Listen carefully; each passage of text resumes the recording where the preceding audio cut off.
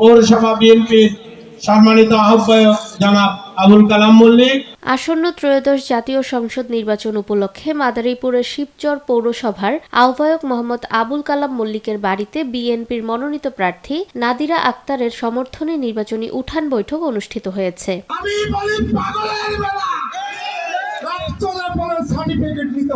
5 ফেব্রুয়ারি বৃহস্পতিবার সন্ধ্যা 7টায় পবিত্র কোরআন তেলাওয়াতের মধ্য দিয়ে বৈঠকের সূচনা হয়। শিবচর পৌর বিএনপির উদ্যোগে আয়োজিত এই অনুষ্ঠানে সভাপতিত্ব করেন মোহাম্মদ আবুল কালাম মল্লিক। প্রধান অতিথি হিসেবে বক্তব্য দেন বিএনপির মনোনীত প্রার্থী নাদিরা আক্তার।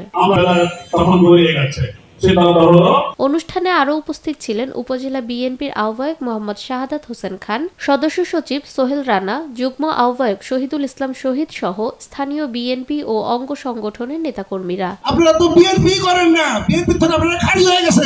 প্রধান অতিথির বক্তব্যে নাদিরা আক্তার বলেন, বিএনপি নির্বাচিত হলে শিবচরকে আধুনিক শহরে রূপান্তর করা হবে। তিনি নারীদের জন্য ফ্যামিলি কার্ড ও কৃষকদের জন্য কৃষি কার্ড চালুর প্রতিশ্রুতি দেন। পাশাপাশি প্রাকৃতিক দুর্যোগে ক্ষতিগ্রস্ত কৃষকদের ভর্তুকির আওতায় আনার কথাও উল্লেখ করেন। নারীদের কর্মসংস্থানের ব্যবস্থা করতে হবে। পুরুষের পাশাপাশি তারা যেন সংসার ঠিকভাবে চালাতে পারে, সংসারে অবদান রাখতে পারে, সেই জন্য তাদেরকে কর্মসংস্থানের ব্যবস্থা করতে হবে। বক্তারা আগামী 12 ফেব্রুয়ারি ধানের শীষ প্রতীকে ভোট দিয়ে বিএনপির প্রার্থীকে বিজয়ী করার আহ্বান জানান। অনুষ্ঠানে বিপুল সংখ্যক নেতাকর্মী, নারী সমর্থক ও স্থানীয় জনগণ উপস্থিত ছিলেন।